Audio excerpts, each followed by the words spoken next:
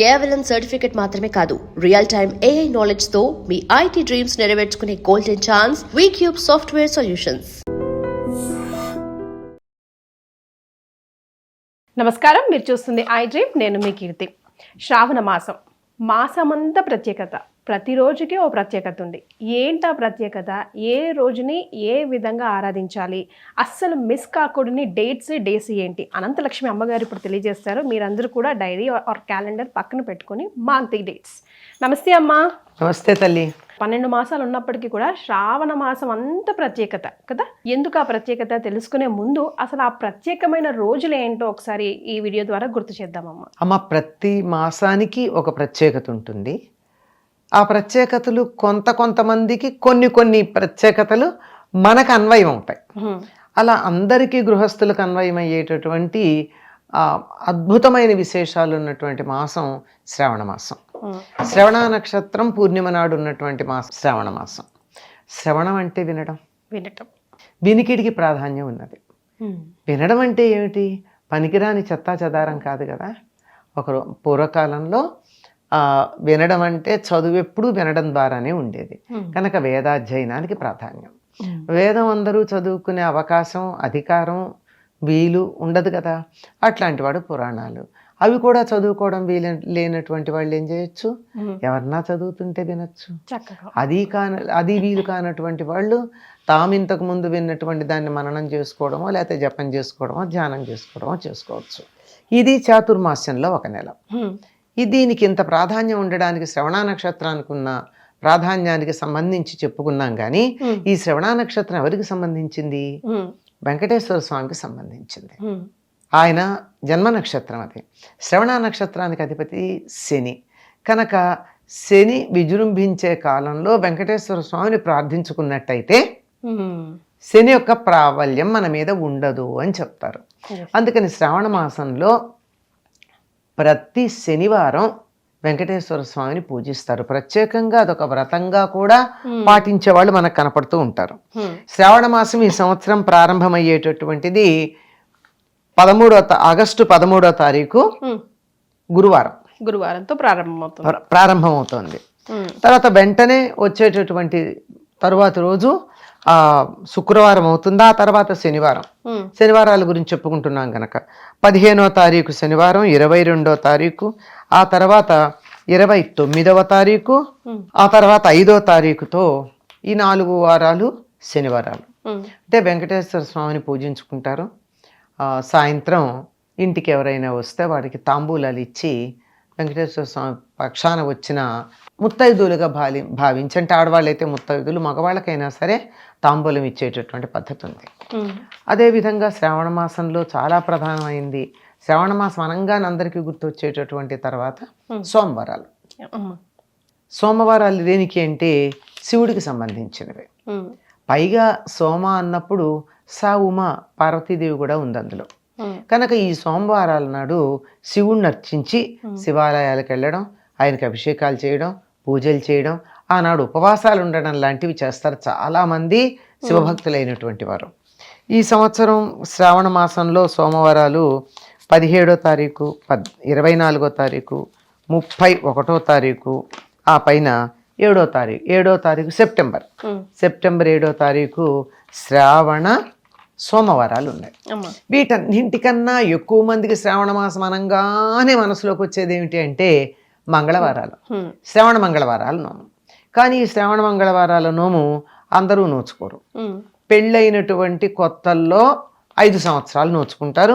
5 సంవత్సరాలు పూర్తయిన తర్వాత మంగళవారం నోము పూర్తయిపోతూ ఉద్యాపన చేసుకుంటారు. కానీ దీని ఆర్భాటం ఎంత ఉంటుందంటే ఎక్కడ చూసినా పట్టు చీరలు, రెపరెపలు, చామంతి పూలు, కాళ్ళకి పసుపులు, ముఖాన బొట్లు ఇవన్నీ కనపడి శ్రావణ మాసం వచ్చేసిందా అని అనిపిస్తూ ఉంటుంది. అంతగా ఉంటాయి ఈ శ్రావణ మంగళవారాలు. ఈ సంవత్సరం మనకి 18వ తారీఖు, 25వ తారీఖు, ఇవి 2 ఆగస్టు నెలకి సంబంధించింది. ఇంకా సెప్టెంబర్లో 1, 8 తారీఖుల్లో ఈ 4 సోమవారాలు వస్తాయి. అమ్మ ఇప్పుడు మంగళవారాలు వస్తాయి. 4 మంగళవారాలు వస్తాయి. 2 ఆగస్టులో 2 సెప్టెంబర్లో. అమ్మ ఇప్పుడు మంగళవారం మంగళ గౌరీ వ్రతం అందుకోలేని వాళ్ళు ఆ సంవత్సరం ఏ కారణం చేత కొత్తగా పెళ్ళైన అమ్మాయి నెక్స్ట్ ఇయర్ కంటిన్యూ చేయొచ్చా లేకపోతే సాధారణంగా 2వ సంవత్సరం మొదలు పెట్టరమ్మా, 3వ సంవత్సరం మొదలు పెడతారు. ఓహో ఏ కారణంగానా మొదటి సంవత్సరం కుదరకపోతే 3వ సంవత్సరం మొదలు పెడతారు, ఓకే మొదలు పెట్టుకోవచ్చు. ఇంకా తర్వాత ఇంకా కుతూహలంగా ఉండేది ఏమిటి, శ్రావణ శుక్రవారాలు.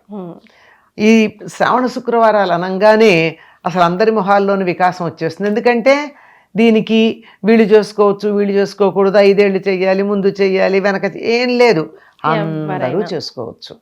ఈ సంవత్సరం మనకి శ్రావణ మాసం 13వ తారీఖు వచ్చింది, ఆగస్టు 13. 14వ తారీఖు మొట్టమొదటి శ్రావణ శుక్రవారం. 14, 21, 28 ఈ 3 ఆగస్టులో వస్తాయి. సెప్టెంబర్లోకి వచ్చేటప్పటికి 4వ తారీఖు శ్రావణ శుక్రవారం, పైగా ఆ రోజు కృష్ణాష్టమి కూడా అయిన తర్వాత 11వ తారీఖు కూడా ఉదయం పూట శ్రావణ మాసం ఉంది, తర్వాత అమావాస్య ఉంది కనుక ఆ రోజు కూడా చేసుకోవచ్చు. అంటే 5 వచ్చాయి అని మనం లెక్క చెప్పుకోవచ్చు. 11వ తారీఖు అమావాస్య, అమావాస్య కూడా శ్రావణ మాసానికి సంబంధించిందే గనక 5 శుక్రవారాలు ఉన్నాయి ఈ ఏడాది, చేసుకోవచ్చు. కానీ 5వ శుక్రవారం అమావాస్య ఉన్నప్పుడు చేసుకోరు కదమ్మా వరలక్ష్మి వ్రతం ఒకవేళ? అలా ఏం లేదు, అమావాస్య ఉన్నప్పుడు లక్ష్మీ పూజ చేయకూడదని ఎవరు చెప్పారు? అమావాస్య ప్రధానంగా చేసుకుంటారుగా లక్ష్మీ పూజ. కానీ ఎక్కువగా ప్రధానంగా వరలక్ష్మి వ్రతం చేసుకునేది ఏమిటంటే పూర్ణిమకి ముందు ఉండేటటువంటి శుక్రవారం. అంటే ఆ చారుమతీదేవికి అమ్మవారు కలలో కనిపించి వ్రతం చేసుకోమని చెప్పినటువంటిది పూర్ణిమకు ముందు ఉండేటటువంటి శుక్రవారం కనుక అది ప్రధానం. ఏ కారణంగా అది కుదరినటువంటి వాళ్ళు తర్వాత వారం చేసుకోవచ్చు, అలాగే తర్వాత ఎప్పుడన్నా చేసుకోవచ్చు. కానీ ముందే తెలుసు అనుకో, ఏదో విదేశీ ప్రయాణాలు ఇంకో ఏదన్నా ఇబ్బందులు వస్తాయని ముందే తెలిసిన వాళ్ళు మొదటి వారం చేసినా చూసుకోవచ్చు. ఇంకో విశేషం ఏమిటంటే 4 ఉన్నారనుకోండి బంధువులైనటువంటి వాళ్ళు, 4 వారాలు 4 ఇళ్లలో చేసుకుని అందరిళ్లలో ఉన్నటువంటి వ్రతాలకి పెడతారు. అది కూడా చాలా సంతోషకరమైనటువంటి, మనం ఉత్సాహంగా చూసుకోవాల్సినటువంటి విషయం. ఇప్పటికి ఎన్ని అయినాయమ్మా? 4 శనివారాలు, 4 సోమవారాలు, 4 మంగళవారాలు, 5 శుక్రవారాలు. అంటే 17 రోజులు ఇందులో మనకి పవిత్రమైనటువంటి దినాలుగా అయిపోయినాయి. ఇంకా ఉన్నాయి ఏమిటి అంటే ఈ శుక్రవారం ఒకటి ఏదైతే శ్రావణ శుక్రవారం కలిసి వచ్చిందో అది కృష్ణాష్టమి అయింది. మరొక శుక్రవారం ఏమో పౌర్ణమి అయింది, శ్రావణ పౌర్ణమి శుక్రవారం. అలాగే శ్రావణ పౌర్ణమి కృష్ణాష్టమి. ఎప్పుడమ్మా జంధ్యాల పౌర్ణమి డేట్? జంధ్యాల పౌర్ణమి 28వ తారీఖు, 3వ శుక్రవారం అయింది. ఎవరైతే 21వ తేదీన అంటే పౌర్ణమికి ముందు వచ్చే శుక్రవారం చేసుకోరో వాళ్ళు 28వ తారీఖు చేసుకోవచ్చు. పౌర్ణమితో కలిసి శుక్రవారం కనుక మరింత విశిష్టంగా చేసుకోవచ్చు. కానీ ఆ రోజు కొంచెం ఇబ్బందిగా ఉంటుంది ఇళ్లలో, అంటే జంజాలు మార్చుకునే వాళ్ళు ఉంటారు. అంతకుముందే పిల్లలకి ఒడుగయ్యి కనుక ఉన్నట్టయితే ఉపాకర్మలు లాంటివి ఉంటాయి. ఇవేవి కాకపోతే రాఖీ కట్టుకోవడానికి అటు ఇటు తిరగడాలు ఉంటాయి. లేదు మేము త్వరగా చేసుకుని పెడతాము అంటే అప్పుడు చేసుకోవచ్చు. లేనట్టయితే మా పూర్ణిమకు ముందు వచ్చే శుక్రవారము అని ఆవిడ చెప్పింది కనుక 21వ తారీఖు శ్రేష్టంగా వరలక్ష్మి వ్రతం చేసుకోవడానికి అనుకూలమైనటువంటి కాలం. ఇంకా తర్వాత ప్రధానంగా ఉండేది కృష్ణ వచ్చేసింది. శ్రావణ మాసం అంటే మనస్సులో అందరికీ ఆనందం కలిగేది కృష్ణాష్టమి వస్తోందని. ఆ రోజు కృష్ణుడు పుట్టినటువంటి రోజు. యావత్ భారతదేశం చాలా విశేషంగా చేసుకునేటటువంటి పండగ కృష్ణాష్టమి. కొన్ని ప్రాంతాల్లో, ముఖ్యంగా తెలంగాణ ప్రాంతాలు, కొన్ని ఉత్తర భారతదేశ ప్రాంతాల్లోనూ శ్రావణ శుద్ధ పంచమిని నాగుల పంచమిగా చేసి నాగారాధన చేసే సంప్రదాయం ఉంది. డేట్ ఎప్పుడు?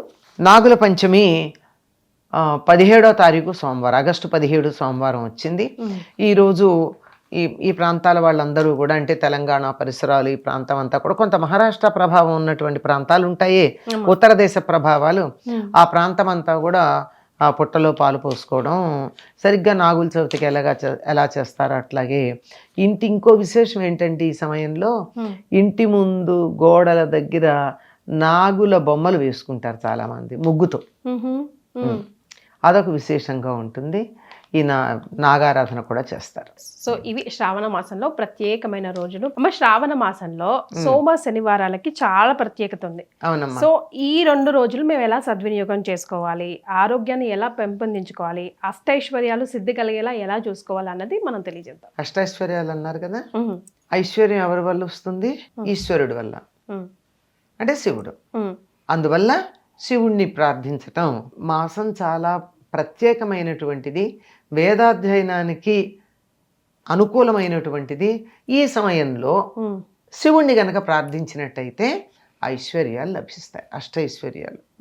ఐశ్వర్యాలంటే మీరు అనుకునేటట్టు ఇది ఒకటే కాదు, డబ్బు ఒకటే కాదు. ఐశ్వర్యం అన్ని రకాలు, విద్యాలక్ష్మి కూడా అందులో ఉంది. పైగా శివుడు దక్షిణామూర్తి స్వరూపంగా లోకానికి అంతటికి జ్ఞానాన్ని ప్రసాదిస్తూ ఉంటాడు. జ్ఞానప్రదాత. జ్ఞానం కావాలన్నా, చదువు కావాలన్నా, మనశ్శాంతి కావాలన్నా, ధనం కావాలి, సంతానం, సంపద, ఇలా ఏది కావాలన్నా అన్నిటినీ ప్రసాదించగలిగినటువంటి వాడు శివుడు. అటువంటి శివుణ్ణి మనం పూజించటం ప్రధానం. అందులో శ్రావణ మాసంలో సోమవారం పూజిస్తాం. సోమ అంటేనే సోముడు అంటే సా ఉమ, ఉమతో కూడుకున్నవాడు. ఉమ అంటే పార్వతీదేవి. పార్వతీదేవితో కూడుకున్నటువంటి వాడు. ఆయన పాపం ఎప్పుడు ఒకటిగా ఉండడమ్మా, భార్య లేకుండా ఉండనే ఉండడు. అది ఆయన ప్రత్యేకత. అంచేత ఆయన పేరే సాంబ సదాశివుడు. సాంబ అంటే సా అంబ, అంబతో కూడుకున్నవాడు. సోమ అంటే సా ఉమ, ఉమ్మతో కూడుకున్నవాడు. అంటే భార్యతో కలిసి వచ్చి మరి మన యొక్క కోరికలన్నీ తీర్చడానికి సంసిద్ధంగా ఉంటాడు. అందువల్ల శివుణ్ణి సోమవారాలు పూజిస్తాం. సోమవారం ఎందుకు పూజిస్తాం? సోమ శబ్దానికి అమ్మవారితో కూడుకున్న శివుడు అనే అర్థంతో పాటుగా చంద్రుడు అనే అర్థం ఉంది. చంద్రుణ్ణి మనం అదుపులో పెట్టుకోకపోతే ఏమవుతుంది? మనశ్చాంచల్యం వస్తుంది. మరే మనస్సు మీద అధిపతి చంద్రుడు కదా. అంచేత శివుడు ఏం చేశాడు? ఆ చంద్రుడిని తన నెత్తిన పెట్టుకున్నాడు. మనం ఆయన్ని పూజిస్తే ఆ చంద్రుడు అని చాలా జాగ్రత్తగా, చల్లగా అటు ఇటు మనసు చెదరకుండా చూస్తాడు. అమ్మ, ఉదయం పూట సాయంకాలం పూట ఏ టైంలో పూజ చేస్తే? మామూలుగా ఉదయం చేసుకుంటారమ్మా. ఎవరన్నా మేము సాయంకాలం ప్రదోష వేళ చేస్తామని అనుకుంటే చేసుకోవచ్చు. కానీ ప్రదోష పూజ ప్రాధాన్యం చతుర్దశికే ఎక్కువ మిగిలిన వాటికన్నా. సరే, కార్తీక మాసంలో ప్రతిరోజు ప్రదోష వేళ అభిషేకం చేస్తాం. ఎందుకంటే మనకు అది మనసులో ఉంటే చేసుకోవచ్చు. కానీ మామూలుగా పూజ చేసేది మాత్రం ఉదయమే చేసుకుంటాం. సోమవారాలు అసలు కిటకిటలాడుతూ ఉంటాయి. దేవాలయాల్లో అడుగు పెట్టడానికి ఉన్నది అందులో సాయంకాలం అయితే మరీను. సాయంకాలం ఎందుకు ప్రధానంగా చేస్తారంటే, సాయంత్రం శివుడు అంతరిక్షంలో నృత్యం చేస్తూ ఉంటాడు, సంధ్యా నృత్యం. ఆ సమయంలో దేవతలందరూ అతనికి వాద్య సహకారానికి వస్తారు. అంచేత ఆ సమయంలో శివుడికి నమస్కారం చేసుకుంటే ఏమవుతుంది? ఎంతమంది దేవతల్ని నమస్కరించుకున్నట్టు అవుతుంది. అందుకని మనం కొంచెం ఏకక్రియ ద్వ్యధికరి అని ఒక పని చేస్తే రెండు ఫలితాలు ఉండాలని, రెండేమిటి బోరెడు ఫలితాలు ఉండాలంటే సంధ్యా సమయంలో శివాలయానికి వెళ్ళి శివుని దర్శించుకోండి, మీకు అందరు దేవతలకి నమస్కారం చేసుకున్న ఫలితం వస్తుంది అని చెప్పు. ప్రత్యేకంగా ఈ ద్రవ్యంతో అభిషేకం చేస్తే మంచిది అని అట్లా ఏమన్నా ఉందామా? శివుడికి ఉన్నాయమ్మా. ఇప్పుడు కొబ్బరి నీళ్ళు అంటారు, అన్ని చాలా ఉన్నాయి. ప్రతి దానికి ఒక్కొక్కటి ఉన్నాయి. దీని వట్టివేళ్ళు వేసిన నీళ్లు, తేనె మామూలుగా పంచామృతాల్లో ఉంటుంది అనుకోండి. పుష్పసారం, ఫలసారం అంటే ఫలాలతో అన్ని రకాల పళ్ళ యొక్క రసాలు, చెరుకు నుంచి తీసినటువంటి చెరుకు రసాలు, ఇలా ప్రతిదాంతోనూ చేస్తారు. వాటన్నిటికీ ఏవో ఫలితాలు ఉన్నాయి అంటారు. కానీ అన్నింటికన్నా మించి ఆయన అనుగ్రహం పరిపూర్ణంగా మన మీద ఉండాలంటే ఆయనకి శుద్ధ జలం ప్రధానం. అది శివాయ గురవే నమః అనుకుంటూ మంచినీరు. శివాయ గురవే నమః. మరి శనివారాల గురించి? శనివారం వెంకటేశ్వర స్వామికి ప్రీతికరం. విష్ణు ప్రీతికరం అనగానే వెంటనే మనం రాముడో కృష్ణుడో ఇలా అనుకుంటాం కాదండి. ప్రత్యేకంగా వెంకటేశ్వర స్వామికి సంబంధించినటువంటిది. ఎందుకంటే శ్రవణ నక్షత్రం జన్మ నక్షత్రం. తన జన్మ నక్షత్రం ప్రాధాన్యం కలిగినటువంటి నెల గనక ఈ నెలలో ఆయన్ని పూజిస్తే ఆయన సంతోషిస్తాడు కనుక ఇది కూడా ఒక వ్రతంలాగా చేసేవాళ్ళు కొంతమంది ఉన్నారమ్మా. ఈ ప్రాంతాలన్నీ కూడాను శనివారం ఉదయమే వెంకటేశ్వర స్వామికి పూజ చేసుకుంటారు. కొబ్బరికాయలు, అరటిపళ్ళు, పానకం, వడపప్పు ఇత్యాదులన్నీ నివేదన చేసి సాయంత్రం వీలైనంత మందికి తాంబూలాలు ఇచ్చుకుంటారు. ఇది ఆడవాళ్ళకే తాంబూలాలు ఇవ్వాలనే నియమం ఏం లేదు. మగవాళ్ళకైనా ఆడవాళ్ళకైనా ఎవరికైనా ఆకు ఒక్క పండు పెట్టి తాంబూలాలు ఇచ్చుకుంటారు. ఇది శనివార వ్రతంగా చేస్తారు చాలా మంది. ఏడు అంటే వ్రతం శనివారాల అంటే వ్రతం కూడా తప్పనిసరిగా ఆచరించాలని. 7 శనివారాల వ్రతం కూడా చాలా మంది ఇప్పుడు ప్రారంభిస్తారు కదమ్మా. అవును. శనివారంలో ఈ శ్రావణ మాసంలో ప్రారంభించి అది అట్లా కంటిన్యూ చేస్తారు 7 వారాల వరకు కూడా. ఏదో చాలా కొత్తగా వచ్చినటువంటి వ్రతం. అబ్బో అదొక ఉద్రేకం, ఒక ఉద్వేగంగా అది తప్పనిసరిగా చేయాలని చాలా మంది ఈ మధ్యకాలంలో చేయడం మనం చూస్తూ ఉన్నాం. అంటే చేసిన వెంటనే వాళ్ళ కోరికలు నెరవేరుతున్నాయి అని అది సోషల్ మీడియాకి వచ్చేస్తుందా? ఆహా ఇక మా కోరికలు కూడా ఎక్కువ కదమ్మా, అందుకే పులిని చూసి నాకు వాత పెట్టుకుంటది. నేను 7 శనివారాల వ్రతాన్ని చులకం చేసి మాట్లాడాను అనుకోకపోతే ఒక విషయం చెప్తా. అది మంచిదే, 7 శనివారాల వ్రతం చెయ్యండి, ఫలితం ఉంటుంది, అదంతా బానే ఉంటుంది. అసలు చేయకుండా ఉండేదానికన్నా నయం కదా ఈ వంకం చేస్తున్నారు. కానీ ఎక్కడైనా సరే ఒక జ్యోతిష్యం కానీ ఒక వ్రతం కానీ దీనికి ఫలితం అంటే తప్పనిసరిగా కొంతమందికి వస్తాయి. ఆ వచ్చిన వాళ్ళు ఉన్నారు, రాని వాళ్ళ దగ్గర అడిగితే మీ కర్మ పరిపాకం బాగా లేదండి అంటూ ఉంటారు.